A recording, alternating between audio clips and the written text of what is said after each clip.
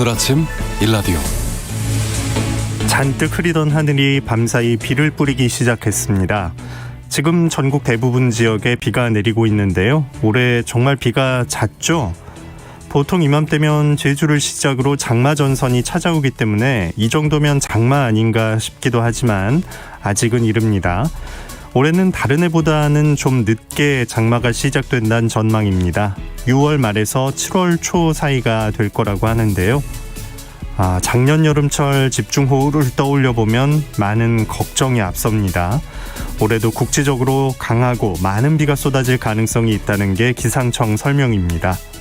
작년에 피해가 발생했던 곳들, 또 구조적으로 비에 취약한 지역에선 철저한 대비가 필요하겠습니다. 같은 상처 입지 않게 사전에 잘 살펴야겠습니다. 6월 18일 금요일 오늘 아침 일라디오 출발합니다. 저는 아나운서 김재홍입니다.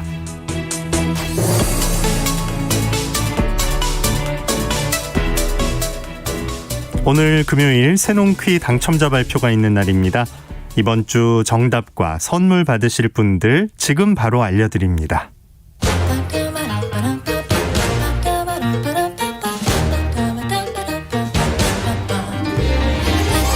우리 땅, 우리 바다에서 자란 맛있고 귀한 농수산물 정보가 있는 시간이죠. 세상의 모든 농수산물 퀴즈 새농퀴. 이번 주 문제부터 다시 보겠습니다. 쌍떡잎 식물 중심자목 명아죽과의 두 해살이 풀인 이것은 경기도 이천, 강원도 평창, 그리고 제주에서 많이 재배됩니다. 겉으로 봐선 감자 같기도 하지만 속을 보면 붉은색 즙이 나오고 둥구스름한 무처럼 생겼죠. 그래서 빨간 무라고도 부르는 이것. 샐러드로 먹거나 스프를 끓여도 맛있고 전을 부쳐도 식감이 좋은 이것. 이것은 비트였습니다. 이번 주도 정말 많은 분들이 참여해 주셨는데요. 모두 감사합니다. 선물 받으실 분들 알려드려야죠. 농촌진흥청에서 제공하는 웰빙 잡곡 세트는 5578번을 비롯한 세 분께 보내드리고요. 경기 농촌 융복합산업인증제품인 사과즙 세트는 3975-2232번을 비롯한 7분께, 5334-1380번을 비롯한 10분께는 모바일 커피 쿠폰 보내드리겠습니다. 당첨되신 분들의 번호는 오늘 아침 일라디오 홈페이지 공지사항 게시판에 올려놓겠습니다. 당첨되신 분들께는 개별적으로 연락드리고 있으니까요. 기다려주시기 바랍니다. 우리 농수산물에 대한 다양한 정보가 있는 시간, 세상의 모든 농수산물 퀴즈 새농퀴, 다음 주에도 풍성한 선물과 함께 돌아오겠습니다. 많이 참여해 주시고요. 우리 농수산물도 더 많이 애용해 주시기 바랍니다.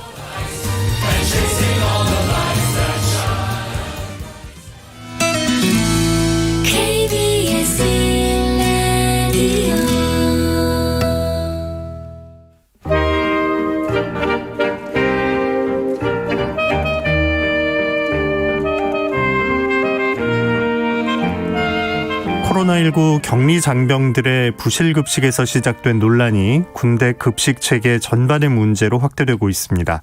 오늘 농업 이야기, 군대 부실급식 문제점과 해법 짚어봅니다. 농촌사회학자 정은정 연구원 전화 연결합니다. 안녕하십니까? 네, 안녕하세요. 네. 자, 이게 SNS를 통해서 폭로가 나왔는데 군의 부실급식, 또 군 당국의 사과도 있었고요. 최근에 논란이 됐던 식단들 어떤 것이었죠? 예, 한 장병이 휴가를 다녀오고 이제 코로나19 때문에 격리를 요새 해야 되거든요. 이 네. 격리 상태에서 배급받은 식단을 온라인 게시판에 올리면서 그 실상이 밝혀졌는데요. 이 장병이 받은 게 이제 밥하고 브로콜리 3조각, 깍두기, 그리고 감자가 4분의 1조, 고추장이 이렇게 전부인 그런 도시락이었습니다. 다른 부대에서도 격리 기간 동안 급식을 받지 못하는 일도 이렇게 빈번했다는 제보가 이어졌고요. 그리고 또 고등어 조림이나 방울토마토, 그리고 멀건 국 하나, 이런 정도로 배식량이 모자란 그런 사진들이 좀 줄줄이 올라오고 있었는데요. 뭐 이런 이야기 많이 하더라고요. 쇠고기가 없는 소불고기 당면볶음, 햄버거빵 60개로 120인분이 이렇게 배식이 되는 그런 일도 있었다고 하는데요. 예, 뭐 아무래도 이제 주 메뉴가 빠진 밑반찬 급식에 대한 제보가 이어지고 있습니다.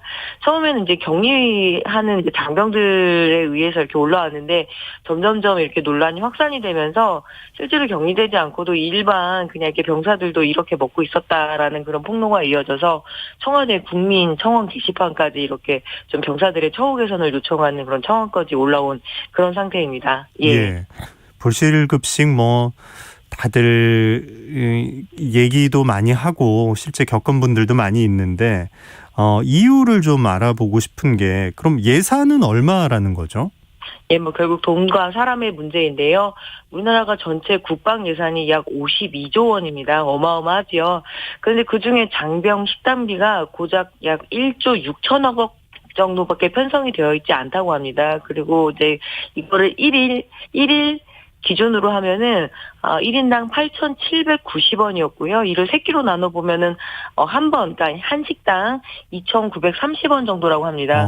이채희 국민의힘 그 의원의 발표에 따르면은 서울 지역 초등 중학생 급식이 이렇게 단가를 좀 비교를 해보니까 군인 급식비가 초등학생의 77.8%, 중학생의 51.5%에 불과하다라고 이렇게 지적을 했는데요.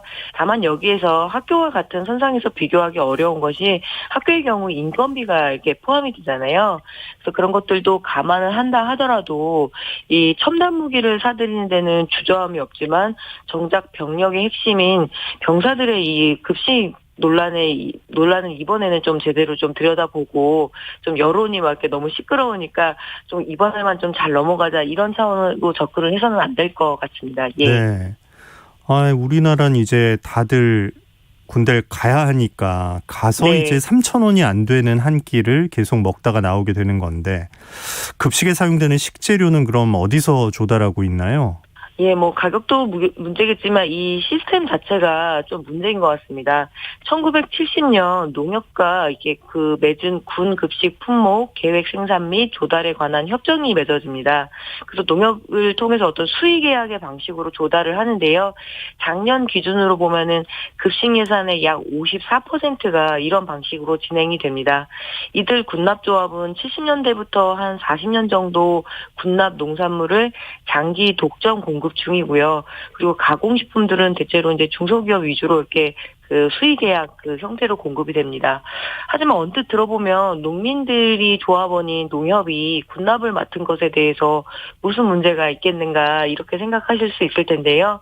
그동안 꾸준히 지적되어 왔던 문제는 군부대 인근 지역조합을 이용을 해서 군대 인근에서 농사를 짓는 농민들의 농산물을 납품하면 운송비도 절감되고 지역 농가 소득에도 도움을 주는 이런 방식으로 해왔어야 되는데 네. 농협중앙회가 이렇게 독점을 하면서 벌어진 일이기도 합니다. 단지장이라고 하는데요. 이 각 단지마다 이렇게 장들이 있다라는 뜻으로 이제 이해를 하시면 됩니다. 이 농산물을 유통하는 유통업체 역할을 하는 이 독점 농가들에게 물량은 그동안 배분을 하고 3에서 5% 정도의 수수료를 챙기는 그런 좀 구태를 반복해온 것이 드러나서 2018년 국감장에서도 굉장히 심한 질타를 받았는데요. 이후에도 그렇게 크게 개선이 된 것 같지는 않습니다. 그래서 일반 농가가 군납에 참여를 하려면은 굉장히 여러 절차를 거치거나 아예 불가능한 이렇게 구조라고 얘기를 해요. 그래서 이 최전방 군부대의 농산물을 납품하는 지역 농업들도 이제 지역 농가를 배제를 하고 도매시장에서 값싼 농산물을 구매를 해서 납품을 해서 이익을 올리는 그런 방식으로 해왔기 때문에 여러 차례 지적을 받은 사례가 있습니다. 그래서 이렇게 그 군납의 어떤 농협의 독점 체제 이런 것들도 이번에 사실은 본질적으로 좀 들여다봐야 되는데 지금 이제 급급하게 이제 뭐 식비를 올린다던가 사람을 늘리겠다던가 뭐 이런 식의 이제 대응들이 계속 나올 수밖에 없는 거죠. 네. 예. 아니 그 학교 급식에 빗대서 보자면 그 계약 재배 이렇게 될 수가 없었던 건가요? 예, 그렇게 계약 재배 방향으로 가는 것이 먹거리 선순환 체계를 만드는 지름길입니다. 군대에도 좋고 그리고 농민들한테도 좋은 그런 방식인데요. 앞서 말씀드렸듯이 군납은 일종의 독점 체계였습니다. 군납을 하는 농협이 여러 농가들을 독려를 해서 이렇게 다양한 농산물을 계약 재배를 했어야 되는데 그동안 그냥 일반 농산물을 이렇게 시장에서 매집을 사서. 하는 방식으로, 네. 예, 그러니까 유통상인들과 다르지 않았던 거죠. 이런 공급하는 방식을 써왔기 때문에 계약 재배와 같은 방식이 자리를 잡을 수가 없었습니다. 한 농민은 이렇게 지적을 했습니다. 농협은 원칙대로라면 조합원들의 계약 재배를 늘리기 위해 노력을 해야 하지만 단기간에 이익이 안 생기고 농가 관리가 힘들다는 이유 때문에 이런 원칙을 그동안 방기해 왔다. 그리고 농협은 각 재배단지의 단지장들에게 계약 재배 관련 업무를 이제 위임을 한 거죠. 하지만 단지장들은 손 씻고 그리고 수수료도 먹을 수 있고 이런 방식들로 하기 때문에 그동안 농가들에게는 이런 계약 재배 방식이 늘어날 수도 없었고 또 무엇보다 군대급식에 지역 친환경 농산물이 들어갈 여지가 너무나 없었다라는 이제 지적을 뼈아프게 하고 있습니다. 예. 네. 자, 이 군납이라는 게 앞에 붙으면 조금 이제 품목 단가가 좀 낮고 좀 이게 약간 이익이 많이 나기 어려운 이런 느낌이 좀 있거든요. 그 일부 네네. 농가에서 이런 좀 불합리하다는 불만도 나온다고 하던데요. 네, 이 농협 독점에 따른 문제점입니다. 단순히 이런 급식 피해 문제 혹은 뭐 조리병의 그런 동과 그리고 조리 역량의 문제를 떠나서 급식 개혁을 하려면 이 문제부터 좀 들여다 봐야 되는 거죠. 특히 먹거리 관련 전문성 확보 또 이런 먹거리 뭐 질의 상승 이런 거에는 가장 기본적인 게 가장 신선한 식재료를 딱 이렇게 군납이 되어야 되는데 이 독점 체제에서는 다 아시다시피 그냥 그렇게 큰 노력을 하지 않아도 된다라는 게 제일 큰 문제였던 거죠. 그래서 이런 수의 계약 문제를 조금 들여다봐야 되는데요. 네. 그동안 국산 식자재를 안정적으로 대량으로 조달할 수 있었다는 장점이 분명히 있었습니다. 하지만 이건 예전의 방식이고요. 이제는 장병들이 어떤 선호도와 무관하게 이렇게 식자재를 일괄 구매하는 방법이 과연 이런 신세대 장병들에게 맞는 방법인가 이런 이야기들을 많이 해서 경기도라든가 여러 이제 지자체가 이 농협의 군납 판로 장악이라는 벽을 넘어서기 위해서 조례를 제정을 해서 접경 지역에 있는 군부대의 경우에는 지역 농산물을 좀 사용할 수 있는 그런 공급의 길을 열어놓았지만 아무래도 어려운 상황인 거죠. 지금 현재 군대에서 국산 농산물 사용 비중이 지난해 기준으로 약 70% 수준인데요. 국방부는 이제 계속 늘려나가겠다라는 이런 방식들, 발표들을 해왔는데 이번에 이렇게 또 문제가 생기게 되면서 그럼 가공식품을 늘리겠다. 그리고 이제 장병들이 좋아하는 음식들을 더 많이 하겠다라고 하니까 오히려 국내산 농수축산물이 들어가는 길이 더 막히는 거 아닌가라고 하는 것이 지금 농업계의 굉장히 큰 우려이기도 합니다. 예. 오래 해왔고 또 독점이었고 이런 것들 문제를 하나씩 좀 바꿔 나가야 할 텐데 농가와 농업계에서는 여기에 대해서 또 할 말들이 많을 것 같아요. 예, 일단 로컬푸드 군납을 더욱 활성화해야 한다는 목소리가 이어져 오고 있었는데요. 그동안 국방부와 농식품부 그리고 해양수산부까지 군 급식 발전을 위한 업무 협약을 맺어온 상태입니다. 군대 급식에 국산 농수축산물을 사용을 확대한다는 조항을 최우선으로 삼았는데요. 네. 앞에 말씀드렸다시피 경기도 같은 경우에는 도내 모든 군부대의 급식을 국산 농산물로만 공급한다는 계획이 있었습니다. 그리고 특히 접경지역 지원 특별법이 있는데 여기에는 접경지와 군부대 인근 지역에서 생산하는 로컬푸드의 군납 비율 확대를 강조해 왔습니다. 이 이유가 뭐냐면 군부대는 주로 농어촌에 있습니다. 그래서 그 농어촌에 있는 이 군부대 인근의 주민들이 아주 오랫동안 어떤 지역 개발에 좀 발목이 잡히고 그리고 이런 국방에 협력을 해온 거거든요. 그래서 지역과의 어떤 상생의 문제가 매우 중요하고 또 언뜻 생각해 보면 학교 급식에 수입산 농수축산물이 들어온다고 하면은 굉장히 반발이 심할 거거든요. 당연히 군인들의 어떤 건강도 소중하고 또 미래의 주역들이기 때문에 이 땅에서 난 농수축산물로 만들어진 급식을 섭취하는 것이 굉장히 중요합니다. 그리고 가급적이면 가까운 지역에서 조달을 하게 되면은 신선한 그 식품들을 공급받을 수 있거든요. 그렇죠. 예, 그리고 무엇보다 안전도 담보받을 수 있고요. 그래서 이렇게 로컬푸드로 구성을 하면 서로 이렇게 상생을 하는데 이번에 또 이런 부실급식 이야기가 나오게 되면서 장병들이 좋아하는 걸로 공급을 해야 된다. 이런 여론이 지금 사실은 굉장히 강합니다. 그렇기 때문에 어떤 신선 농수축산물, 특히 로컬푸드 이제 이게 조금씩 확대돼 가는 과정에서 이런 논란이 터져서 굉장히 또 이렇게 친환경 농가 혹은 로컬푸드를 그동안 추진해왔던 여러 조직들에서 상당히 또 우려를 표하고 있는 중이고요. 그렇네요. 아, 이게 군인 수가 많다 보니까 뭐 무슨 일이 생기면 그쪽으로 막 식재료가 간다 이런 그 정부가 관여하는 통제형 정책에도 변화가 필요하다 이런 얘기도 있는데 이 부분은 어떻게 봐야 할까요? 가장 일례로 보자면 그 장병 한 명당 1년에 우유가 약 435개가 이제 공급이 됩니다. 언뜻 우유를 그냥 이렇게 군인들에게 제공하는 거는 뭐가 문제일까 했는데 또 싫어하는 장병들도 있고 그리고 무엇보다 요새 이제 그 군대에서 주는 햄버거가 굉장히 인기잖아요. 근데 탄산음료가 아니라 우유랑 주게 되면 잘 안 넘어간다 뭐 이런 이야기들도 있는데요. 그래서 뭐 이렇게 우유라든가 쌀국수라든가 뭐 이런 건빵이라든가 딱 횟수가 정해져 있는 이런 통제형 급식 정책이 지금의 이런 그 신세대 장병들에게 과연 맞는가 하는 그런 지적도 있습니다. 그리고 여기에 좀 이제 국내에서 이렇게 폭락을 겪는 그런 농산물을 좀 소비 진작의 차원에서 군부대로 많이 보내는 이런 일들이 좀 많았었거든요. 네. 그래서 이런 병사들이 선호하지 않는 이 제품들이 식자재로 무더기로 들어오게 되면은 잔반으로 처리되는 비용도 연간 약 110억 원에 이르렀다고 해요. 그래서 여러 가지 이런 고민들은 분명히 인정을 하되 다만 이렇게 병사들에게 자율성을 주더라도 국내 농업과 상생하는 그런 방향성을 잃어서는 안 될 것입니다. 예. 네.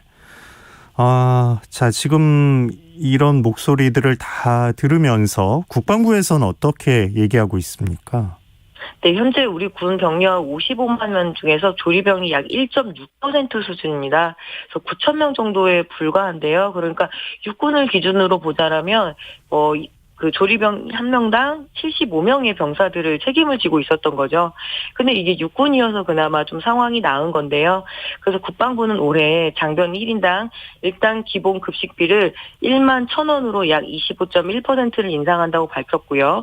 역량과와 민간 조리원을 940명을 추가 채용하고 급양 관리관과 그리고 이제 조리병 편제를 확대하겠다라는 이제 그렇게 발표를 했습니다. 네. 그래서 민간 조리원 늘리고 이제 5분도 추가를 해서 그 5분이 들어오게 되면 아무래도 구이나 뭐 찜류 이런 다양한 요리를 좀 손쉽게 할 수 있을 거고요. 그리고 조리병들의 공휴일을 보장하겠다. 그러면 그때는 간편식을 제공하고 아침 식사 같은 경우에는 이제 민간 조리원들이 하도록 하겠다. 그리고 앞으로도 이렇게 군인들이 좀 선호할 수 있는 식품들 예를 들면 뭐 컵밥이라던가 그리고 뭐 이제 고기라던가 이런 가공식품도 많이 늘리겠다라는 이런 발표를 했습니다. 예.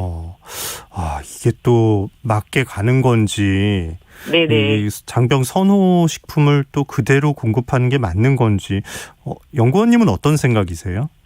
지금 외주화 이야기도 오랫동안 나왔고요. 근데 컵밥이라는 것이 사실 영양식은 아니잖아요. 예. 그리고 20대 청년들이 사실은 가장 마지막으로 이렇게 건강하게 먹을 수 있는 밥의 마지막 기회거든요.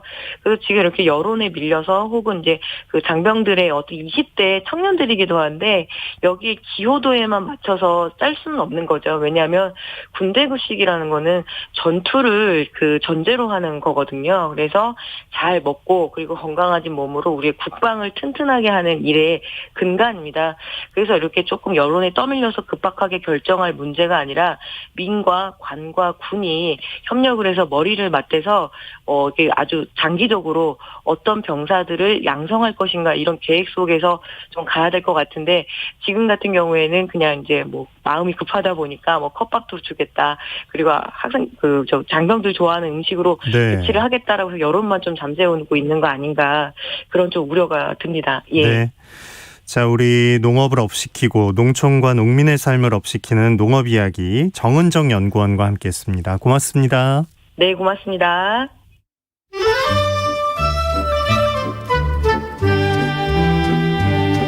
아침을 깨우는 정겨운 이야기가 있습니다.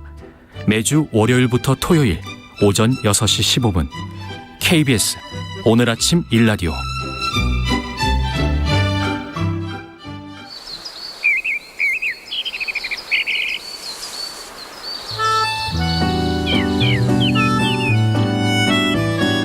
숲으로 가는 길. 숲 해설가 김서정 작가와 함께합니다. 안녕하십니까? 네, 안녕하세요. 네.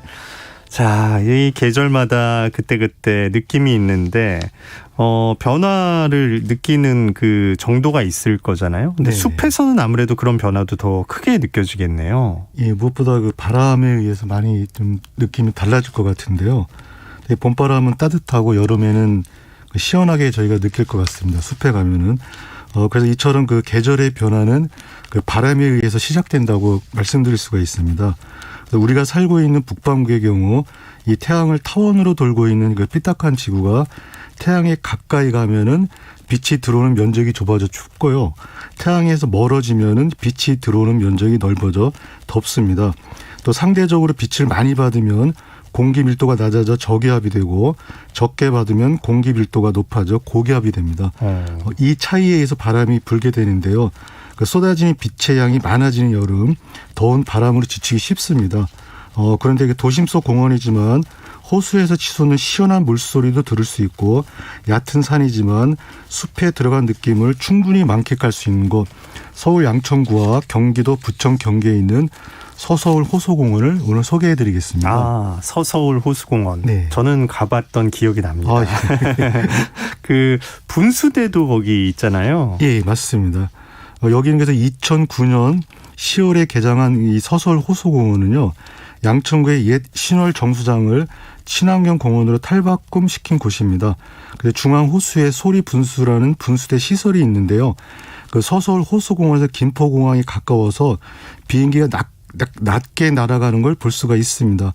그래서 비행기가 공원 상공을 지날 때마다 그 41개의 분수관이 이 비행기 소리를 감지해서 분수를 솟구치게 합니다. 네, 맞아요. 정수장에서 쓰던 그 파이프 같은 것도 막 배치를 해놨고, 예, 맞습니다. 진짜 비행기가 언제 지나가나 이렇게 분수도 보다 하늘도 보다가 이렇게 되는 네네. 아주 그 아이들 고개가 바빠지는 그런 장소였던 기억이 납니다. 예, 맞습니다. 그래서 그 공원에 가면 그 호수 주변에 비행기를 기다리고 뒤에 분수가 뿜어 나오는 걸 보려는 아이들이 많습니다. 어른들에게도 상당히 재미있는 경험이 되는데요. 이 서서울 호수공원은 축구장 2.5배 정도 크기의 중앙 호수가 있고요.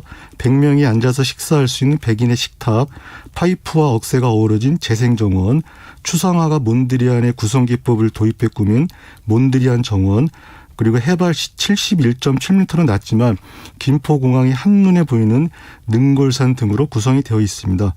그래서 영등포구, 강서구 등을 포함하는 서울 서남권 최대 규모의 공원이라고 말씀드릴 수 있습니다. 네. 진짜 생각을 잘한 것 같은 게 비행기가 날아가면 분수가 솟아오른다. 그 소리와 이제 연결을 지은 거잖아요. 네네. 그걸 소음으로만 생각할 수 있는데 네. 오히려 그 비행기 지나가는 길에 있는 공원이라는 게 더 네네. 특징이 된 건데 네네. 그 비행기 소리 상당히 크잖아요. 굉장히 큽니다. 네. 그래서 우리가 이 서서울 호수공원을 지나가는 비행기 소리 그 측정단위 데시벨을 볼 때 81데시벨이라고 합니다. 그래서 의학적으로 소리는 우리를 둘러싸고 있는 그 주변 공기 분자의 진동이라고 하는데요. 이 측정 단위인 데시벨이 81이라고 하면은 어느 정도냐 하면은 우리가 겨우 들을 수 있는 소리가 0데시벨이고요. 일반적인 숨소리는 10, 나뭇잎이 부딪힌 소리는 20, 일반적인 빗소리는 50, 여름철 매미 소리는 70에서 80, 지하철이나 자동차 소음은 80에서 90 정도라고 합니다. 네. 이 이상 올라가면 이제 소음성 난청을 유발한다고 하는데요. 사람이 고통을 느끼기 시작하는 소음이 120데시벨부터이고요. 앰뷸런스가 지나갈 때 나는 소음이 120 정도라고 합니다. 사람에 따라 순간의 감정에 따라 이 소리가 소음이 될 수도 있는데요. 이 분수가 솟구치는 광경을 보다가 호숫가에서 자라는 연꽃이나 주변에 심어진 버드나무, 더 나아가 그거 나무들을 보면서 식물도 소리를 들을 수 있나 하는 그런 질문이 거기서 생겼습니다. 맞아요. 그 술집 골목 같은 데 있는 나무는 그 네온 사인이 늘 번쩍이고 늘 네. 시끄러운 음악이 나오는데 예. 쟤들은 어떻게 피할 수도 없고 진짜 궁금해지네요. 예, 맞습니다. 그래서 그 비행기 소음하고 잠깐 관련 말씀드리면요. 그 거기서 비행기 소음에 순간 짜증이 나다가 갑자기 붕수가 막 솟구치는 걸 기분이 굉장히 좋아지는데요. 네. 저도 그걸 그 현장에서 느꼈는데요. 그 원리가 어떻게 될까 궁금해가지고 좀 뒤져보니까 그 자연의 노래를 드러낸 책이 있습니다. 이 책에 이제 어떤 게 써 있냐면은 우리 인간은 시각 중심적인 존재여서 시각에 이상이 없는 사람들은 자신이 보고 있는 것을 듣는 성향이 있다. 예컨대 저 먼 앞바다에서 부서지는 그 파도에 우리가 시선을 고정하게 되면 우리와 귀와 뇌는 대개 다른 소들이 걸러내고 저 멀리서 엄청난 힘으로 몰아치는 파도 소리만 포착한다. 집중하는군요. 이게 시각에 이제 청각화라는 얘기를 이 책에서 하셨는데요. 그래서 우리가 빗소리, 폭포소리, 파도소리, 시냇물 소리는 우리가 좋아하는 대표적인 이제 백색 소음이 됩니다. 이처럼 사람이 나쁜 소음을 좋은 소리로 바꾸는 이벤트를 할 수 있는 것은 그 도구를 만드는 움직이는 생명체이기 때문인데요. 그 나무는 누군가 톱을 들고 오는 소리가 있어도 움직일 수가 없으니까 아이고. 상당히 난감하겠습니다. 네. 난감할 것입니다.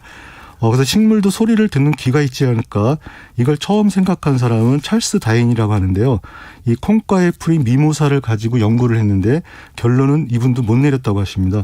그 이후 과학자들이 연구한 것을 보니까 사람은 귀가 있어서 소리를 감지할 수 있지만 식물은 귀라는 청각기관은 없기 때문에 다만 이 바람의 진동을 통해서 소리를 느낀다. 이렇게 표현하는 게 맞다고들 하십니다. 예. 그래서 이 공원에 있는 식물들도 그렇게 비행기 소음에 괴롭진 않을 거다 짐작을 해보면서. 네. 야, 여기는 이제 어떤 또 식물들이 적응하면서 잘 살고 있는지 궁금해지는데요. 소개해 주실까요? 네, 그 소설 호수공원 그 입구에 가면은 가지런히 심어져 있는 붉은 병꽃나무 이 나무를 소개를 해드리겠습니다. 네. 이 붉은 병꽃나무는 키가 작은 나무로 높이 2에서 3m까지 자라는데요. 전국의 높은 산지에서 야생의 모습을 볼 수가 있습니다. 이 붉은 병꽃나무는 공해 강에서 조경수를 많이 심고 있는데요. 5, 6월에 줄기 사이마다 돋는 잎 겨드랑이에서 한두 개씩 매달리듯 피어나고 있는 붉은색의 꽃잎이 아주 아름답습니다. 네. 이 나무와 유사한 나무로 한반도 고유 중인 병꽃나무가 있습니다. 구분하는 점은요. 병꽃나무는 처음에는 황록색으로 꽃이 피다가 꽃가루 바지가 끝나면 붉은색으로 바뀌는데요. 붉은 병꽃나무는 처음부터 붉은색 꽃이 피고요. 병꽃나무는 꽃받침이 잎 겨드랑이 끝까지 깊게 갈라지지만 붉은 병꽃나무는 꽃받침이 중간까지만 갈라지는 점이 다릅니다. 또 병꽃나무에는 털들이 많고요. 붉은 병꽃나무에는 털들이 적은 점이 다릅니다. 이 두 나무 모두 병꽃나무에 속하는 나무로 이 꽃이 피기 직전에 꽃봉오리가 호리병을 닮았다고 해서 병꽃나무라는 이름이 되었다고 합니다. 역시 이름에 다 숨어 있었군요, 뜻이. 네. 근데 꽃이 지고 났을 때 이제 나무를 보고 이게 무슨 나무다라고 알아내기가 참 어려운데 작가님은 어떻게 구분을 하세요? 저도 어렵습니다. 저도 어렵고요. 그래서 네. 열심히 살펴보는 수밖에 없는데요. 네. 그 봄, 여름에 꽃이 피었다가 진다는 것은 열매가 만들어진다는 것인데요. 그렇죠. 살구나무나 복사나무 요즘에 이 아래를 보시면은 동글동글한 열매들이 커가는 걸 볼 수가 있습니다. 다만 잎 색깔과 비슷해서 눈에 안 띄는 건데요. 이는 새들로부터 열매를 지키는 방법이기도 한데요. 그러다 가을이 되면은 붉은색을 띠는 열매들을 많이 볼 수가 있습니다. 이때는 씨가 완성되었기 때문에 새의 먹이가 되어 번식을 하려는 전략입니다. 이 붉은 병꽃나무도 7월이 되면은 꽃이 진 자리에서 길이 1에서 1.5cm의 길쭉한 열매가 녹색을 띠면서 원통형으로 만들어지는데요. 열매 끝부분이 길게 좁아지는 모양을 합니다. 이 모양이 또 병 모양과 비슷해서 병꽃나무라는 이름이 붙었다고도 하는데요. 표면에 털이 많으면 병꽃나무, 표면에 털이 거의 없으면 붉은 병꽃나무입니다. 네. 이 가을에 갈색으로 익으면 세로로 갈라지면서 씨가 나오는 열매가 봄까지 매달려 있는 경우도 있으니까 이 붉은 병꽃나무는 오랫동안 우리가 기억을 할 수 있을 것 같습니다. 네. 붉은 병꽃나무.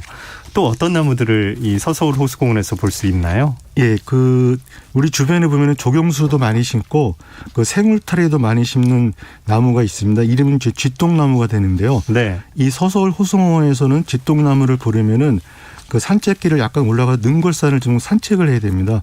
그래서 우리가 주변에서 보는 일일이 촘촘히 심은 병꽃나무가 아니라 다른 나무 사이에서 있는 자연의 모습이 굉장히 좋아 보였습니다. 이 쥐똥나무는 높이가 1에서 3m까지 자라는 물풀의 나무과 낙엽 관목인데요. 가을에 검은색으로 익는 이 타원형의 콩 크기의 열매가 쥐의 똥처럼 생겨서 쥐똥나무라는 이름이 붙었다고 합니다. 하지만 이렇게 불쾌한 이름과 달리 6월에 지금 졌는데 해까지 끝에 자잘하면서도 길쭉한 하얀 꽃들이 모여있는 걸 보면은 정말 아름답고요. 거기에 나오는 향기도 진해서 몸과 마음이 보고 있으면 아주 상쾌해집니다. 야, 사람을 상쾌하게 만들어주는 쥐똥나무. 이렇게 좀 울타리로도 많이 심는 건 진짜 이유가 있겠네요. 예, 우리가 그 주변에 생울타리를 많이 심는 나무들은요, 관리를 쉽게 할 수 있는 나무들이기 때문에 이런 나무들 많이 심는데요. 네. 이 생울타리를 많이 심는 나무들은 우선 공해에 강해하고요. 그 다음으로 이 조금 길게 뻗은 가지가 이 사람들 걸음을 방해하면 가지를 치게 되는데요. 많이 잘라내도 금방 잘 자라는 나무들이 생울타리로 많이 선택이 됩니다. 쥐똥나무도 그러한 나무 가운데 하나라고 보시면 되는데요. 그 파트리크 주시킨트의 소설 향수를 보면은 먼저 이 책에서 이야기되고 있는 시대에는 우리 현대인들로서는 거의 상상도 할 수 없을 정도의 악취가 도시를 짓누르고 있었다. 길에서는 똥냄새가, 뒷마당에서는 지린내가, 계단에서는 나무 썩는 냄새와 쥐똥 냄새가 코를 찔렀다. 이런 문장도 있고요. 좀 이렇게 뒤로 가면은 높은 담이 둘러진 정원에서는 금작화와 장미, 방금 꺾은 쥐똥나무의 향기가 퍼져나왔다. 그런 우이가 향수라는 말에 어울리는 냄새를 처음으로 맡은 곳이 바로 여기였다. 이렇게 그 상반된 문장이 있었는데요. 예. 그러니까 살아있는 나무는 정말 좋은 냄새를 풍기고 동물의 배설물은 악취를 풍긴다고 하는데요. 향기를 주는 나무들이 우리 곁에 있다는 건 어쩌면 이들의 자연 성장이 어렵다는, 그래서 이 나무들의 각오가 필요할 것 같습니다. 그래서 좀 더 생울타리는 많은 배려심을 가지고 돌보면은 좋을 것 같습니다. 네. 앞서 소리 얘기해서 이제 또 향기 쪽으로 넘어왔는데 예. 나무가 냄새에도 반응을 할까요? 예. 그래서 그 식물은 인식한다는 명제를 얻기에 기술한 은밀하고 위대한 식물의 감각법이라는 책을 보면은 식물에게는 뇌와 연결된 후각신경은 없지만 공기 중에 휘발성 화학물질을 감지하고 이 신호를 생리적 반응으로 전환한다는 내용이 있습니다. 네. 사람과 같은 감각기관은 없지만 생장을 위한 방어 전략으로 자신에게 좋은 냄새와 나쁜 냄새를 가리는 능력을 식물도 가지고 있습니다. 그래서 다소 엽기적인 내용을 담고 있는 소설 향수이지만은 이 주인공은 권리, 양심, 신, 기쁨, 책임, 겸손, 감사라는 윤리적인 말의 의미는 몰라도 냄새로만 나무를 인식하고 냄새로만 나무 종류를 알 수 있었습니다. 나무를 보고도 나무 종류를 알아내기가 쉽지 않은데요. 이는 나무와 하나가 되었기 때문에 가능했을 것 같습니다. 우리나 나무나 소리와 냄새를 볼 수는 없지만은 야생의 소리나 냄새가 줄어들고 인간의 소리나 냄새가 늘어난다는 것, 그만큼 지구가 생명력을 잃는 거라는 말과도 같을 수가 있는데요. 네. 묵묵히 자정과 공존을 통해 생명을 지켜나가는 지구에 좋은 바람만 가득 불었으면 좋겠습니다. 아유, 네. 숲으로 가는 길, 숲해설가 김서정 작가와 함께했습니다. 고맙습니다. 네, 감사합니다. 오늘 아침 일라디오 듣고 계십니다. 지금 시각 6시 46분입니다.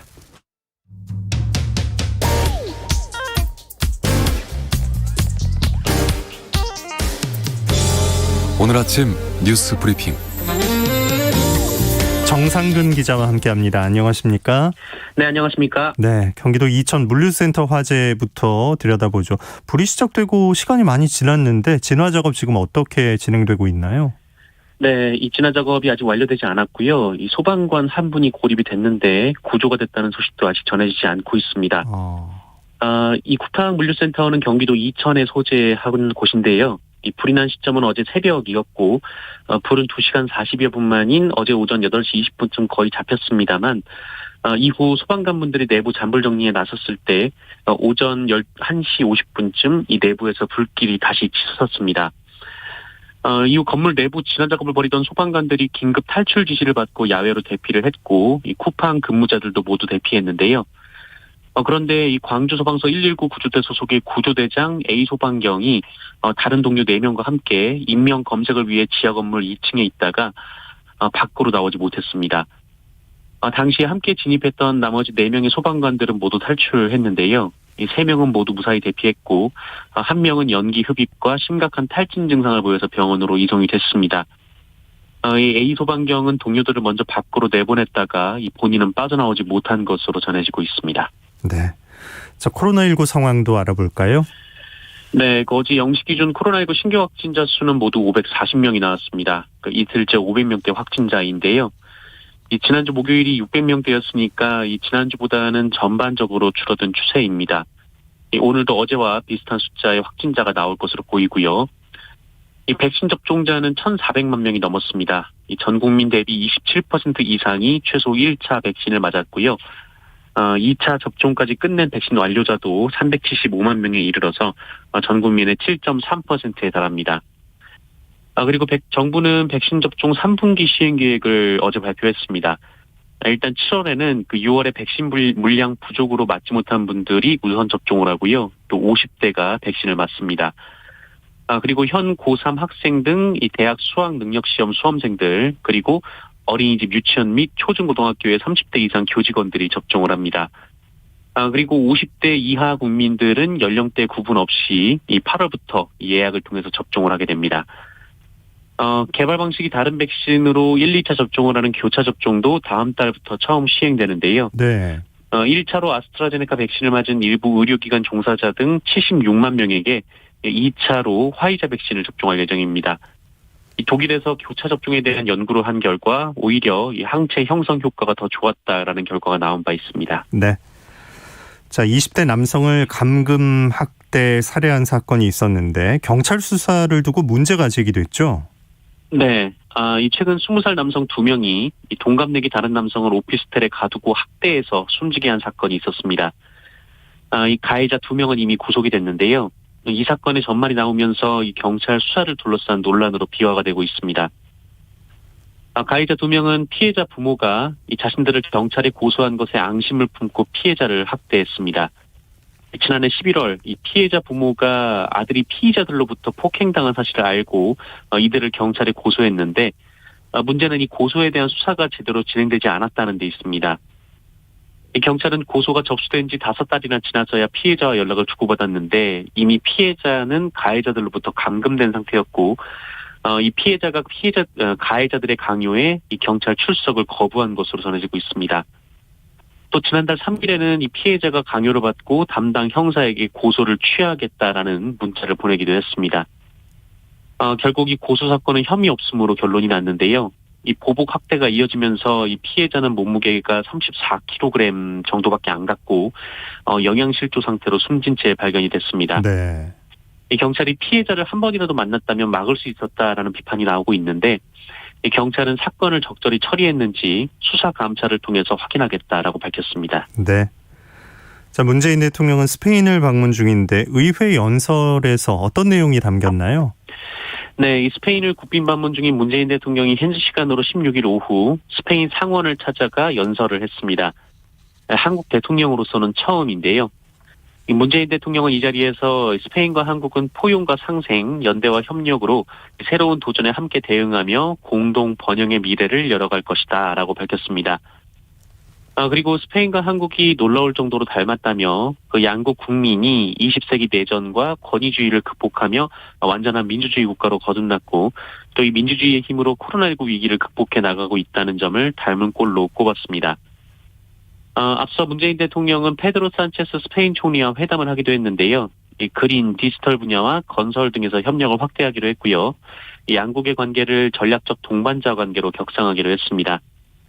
그리고 문재인 대통령은 오늘 오전 귀국을 하는데요. 이 순방 기간에 특히 이 천주교 인사들을 만나며 이 프란치스코 교황의 방북에 대한 관심을 환기시키기도 했습니다. 이 교황의 방북은 지난 2018년 추진되다가 중단이 됐는데 이 3년 만에 이 교황 방북 논의가 속도를 낼 수 있을지 주목이 되고 있습니다. 네. 북한의 김정은 노동당 총비서는 대외 메시지를 냈군요. 네, 이 북한 관영 조선중앙통신에 따르면 이 김정은 총비서는 어제 이 북한 노동당 전원회의에서 이 대화와 대결에 모두 준비돼 있어야 한다라는 메시지를 발표했습니다. 이 조 바이든 미국 행정부 출범 이후 처음으로 내놓은 공식 대외 메시지인데요. 이 김정은 총비서는 국가의 존엄과 자주적인 발전 이익을 수호하고 이 평화적 환경과 국가의 안전을 믿음직하게 담보하자면 대화에도 대결에도 다 준비가 돼 있어야 한다라면서 특히 이 대결에는 더욱 빈틈없이 준비돼 있어야 한다라고 강조했습니다. 그러면서 시시각각 변화되는 상황에 예민하고 기민하게 대응하며 조선반도 정세를 안정적으로 관리해 나가는 데 주력해 나가야 한다라고 밝혔습니다. 한편 북한은 15일부터 이 노동당 전원회의를 하고 있고 오늘도 회의가 이어질 것으로 보입니다. 네. 자, 어제는 김기현 국민의힘 원내대표의 국회 교섭단체 대표 연설이 있었는데 어떤 이야기들을 했습니까? 네, 이 김기현 원내대표는 이 연설을 통해 청와대와 여당을 꼰수기로 지칭을 했습니다. 이 꼰수기는 꼰대, 수구, 기득권인데요. 이 김기현 원내대표는 이 꼰수기에게 어떻게 미래를 맡기고 꼰수기가 어떻게 민생과 공정을 챙기겠냐라면서 이 국민의힘은 가치, 세대, 지역, 계층의 지지를 더하는 덧셈의 정치를 펼치겠다라고 주장했습니다. 김기현 원내대표는 또한 민주화를 성취한 세계 11위 경제 대국임에도 불구하고 국민의 삶은 점점 힘겨워지고 있다면서 부동산은 지옥이고 경제는 폭망이라고 주장했습니다. 또한 현 정부가 지난 정부보다 우월한 지표가 몇 개나 되느냐라고 주장했고요. 이 코로나19 관련해서는 백신 조기 확보와 접종 골든타임에 실기했다며 이를 인정하고 사과하라고 요구했습니다. 네, 뉴스브리핑 정상근 기자와 함께했습니다. 고맙습니다. 고맙습니다. 자, 황유선님께서 친환경 농산물 의무 공급하도록 제도화 필요합니다라고 아까 농업 이야기 듣고 의견 주셨고요. 0509님, 제일 첫 번째 문제는 군장병에 대한 급식 단가를 현실화하는 겁니다. 농산물을 공산품 기준으로 점검하고 농가는 거기에 단가를 맞추다 보니 힘든 게 사실입니다라고 문자 주셨습니다. 자, 물류센터 화재 진압 지금 이루어지고 있는 경기도 이천 비롯해서 전국에 약한 비가 내리고 있습니다. 추가 피해 없이 빨리 진압됐으면 하는 바람이고요. 실종된 소방관도 반드시 구조되는 그런 기적을 바라보는 아침입니다. 자, 비는 오후에 대부분 그치겠습니다. 주말인 내일은 다시 맑은 날씨 속에 꽤 더울 모양입니다. 건강관리와 농작물 관리 잘 하시고요. 무엇보다 안전한 하루 보내시기 바랍니다. 오늘 아침 일라디오 아나운서 김재홍이었습니다. 내일은 이선영 아나운서가 인사드리겠습니다. 고맙습니다.